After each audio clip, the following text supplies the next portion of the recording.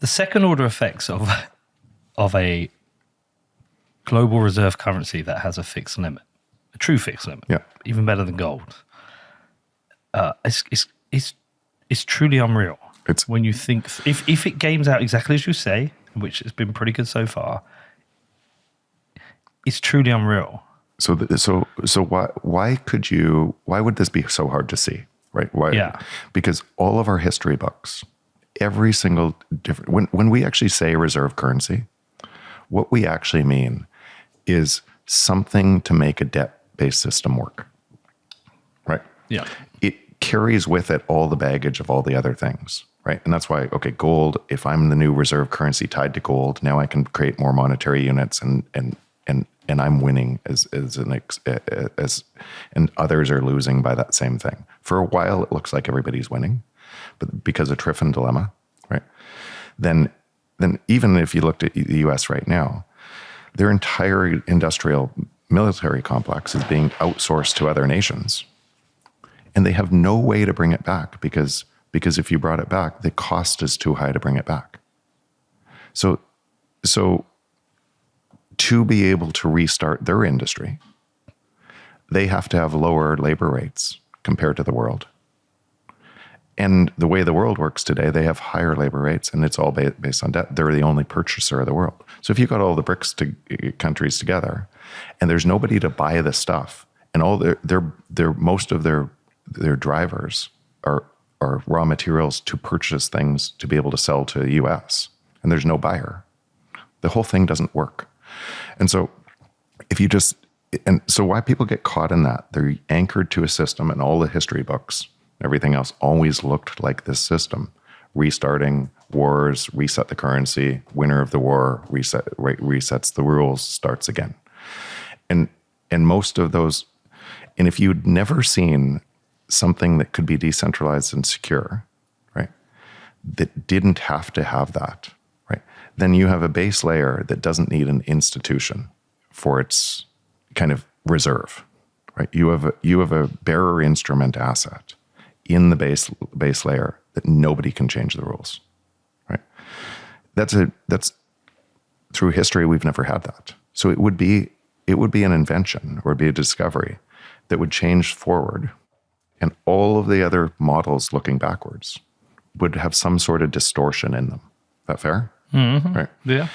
Now, if you, on layer 2, added velocity, unlimited velocity to that money, because it acts as a network instead of gold, and you didn't have to replace a debt-based system on top of this because you had unlimited velocity with a bearer instrument in it, then the debt that was needed to be able to drive those economies isn't needed to be able to drive the future economies.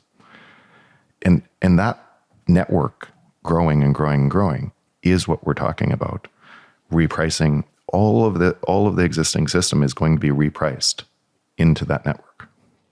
Did you see all of this before you saw Bitcoin? Had you recognized this? I recognized this before I saw Bitcoin. Bitcoin became, for me, and I think I told you this before, yeah. I was a holder of Bitcoin, but a small holder, and almost test trying to see what it was. But I actually hadn't done the work to be able to defend, could this win against what was coming? Could this remain decentralized, secure? When you aggregate all of a system that's 10,000 times bigger than Bitcoin, that everyone operates in and tries to that makes stronger and stronger. Every time they're yelling at that system, every time they're marching on the streets and breaking windows, every time they go to war against another country, they're strengthening that system. They're giving more power to that system. Everything's good for Bitcoin. Right. Everything's good. That's what Harry Selick said. Yeah, but they're literally making that system. But again, because think about those wars and think about the broken windows and think about where does the money come to replace it? And those people will go home after they march on the street, and then all of a sudden, magically, all of the windows get fixed. Where did the money come from? And it comes from more robbing people. What was the number we saw this morning? Which number? The debt deficit. I can't remember. Let me pull up the debt clock. But again, even that, Like it's accelerating. It has to accelerate. Yeah. So remember in my book, I said, I even talked about this debt that had grown. You had $185 trillion of new debt in the preceding 20 years for $46 trillion of global economic growth. So it was essentially a 4-to-1 debt for growth, right? If you ran your personal finances like that, and it had to grow 4-to-1 for every productive I'd be screwed. You'd kind of be screwed. Yeah. It's the same thing here. And it has to, and because technology is driving one way faster and faster and faster, the debt has to grow. The manipulation of money now, because the debt's already insolvent, has to grow at an offsetting pace. It's just an exponential pattern that is a mirror image of the other exponential pattern. Was it 1.4 trillion for the year so far? Yep. Or is that total deficit? Budget deficit for the year. Total amount. So that's going to be way worse. Like I'll take because what they're doing is in the US, they're looking at a lagging indicator of tax receipts from the stimulus. Okay. Which is about to collapse. And as jobs collapse too, there's going to need to be way more money from government, because people are going to say, otherwise they're going to be out on the street. Right. And so as those jobs collapse and those people have mortgages and everything else, if that were to happen, instead of having a trillion, as they're projecting, I think they're projecting a $1.5 trillion deficit this year, it'll be a $4 trillion deficit. Well, I mean, it's 1.4 trillion now, 4 months in. Yeah.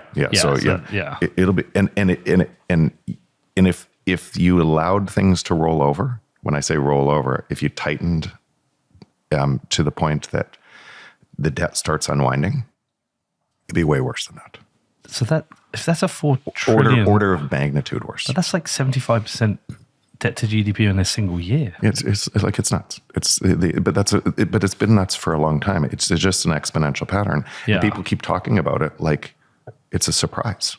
This is why a reset is required. It's no surprise. It has to. It has to happen. Like all of this stuff, it has to resolve itself one way or the other. And you talked about Operation Choke Point. Well, can I come to that? Just one, because I've got one question I've got before that leads up to that. You said you were nominally invested in Bitcoin. I assume you're a bit deeper now. We won't ask how much, but I assume, like me, just irresponsibly long. But are you a gold bug as well? And the reason I ask this is I have cash now that at the moment, following the Luke conversation, I'm like, well, I don't want to hold this cash. Yeah. But I don't want to go all in Bitcoin because of choke point. I have some fears around that, but I don't fear a choke point around gold. So I've been thinking of, and I say this for the listeners as well, who may be questioning the same. I was thinking I should probably have some property. I should probably have some cash. I should probably have some gold, and I should probably have a lot of Bitcoin. That's probably a decent strategy. Am I a gold bug? No.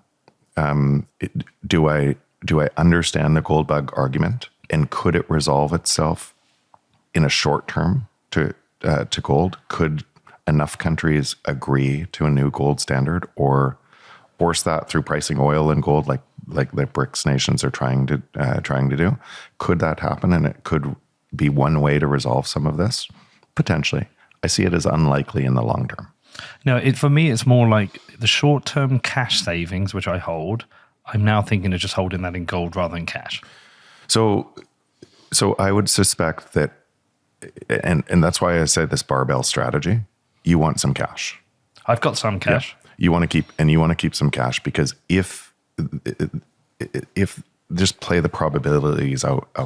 I think what's happening today is the backdoor window for the funding mechanism for the US is doing is essentially choosing who they're going to save in Europe and otherwise. Because they don't want China. China's using that currency as a weapon against the US too. Mm-hmm. And so they're cutting people off from that system and choosing who to save. So the whole saving Credit Suisse, or brokering that deal, right, and is a backdoor funding mechanism to which institutions are going to save, which ones they're going to let fail.